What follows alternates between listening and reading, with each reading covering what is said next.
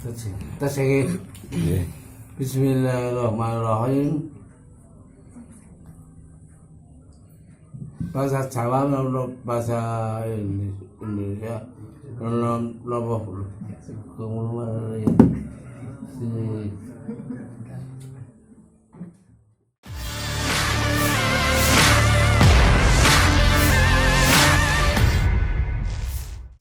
Media sosial dihebohkan dengan beredarnya video detik-detik penghulu meninggal.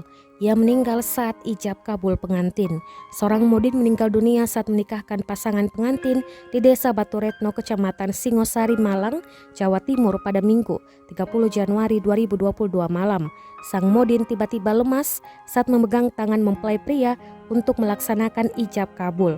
Modin bernama Supaat 55 tahun tersebut mendadak ambruk dan mengeluh tangannya lemas. Keluarga mempelai dan tamu pun histeris saat menyaksikan sang modin meninggal dunia. Kanit Polsek Singosari, Ibtu Eka Yuliandri Aska mengatakan Supaat meninggal karena penyakit stroke. Kepala Kantor Urusan Agama atau KUA Singosari, Samsuir menjelaskan bahwa Supaat bukan penghulu dari KUA Kecamatan Singosari. Namun ia modin Desa Batu Retno, Kecamatan Singosari. Sementara pernikahan yang dipimpin Supaat itu adalah pernikahan siri, bukan pernikahan resmi secara undang-undang negara. Detik-detik modin tersebut terjatuh dan meninggal dunia juga direkam oleh kerabat mempelai yang mengabadikan ijab kabul.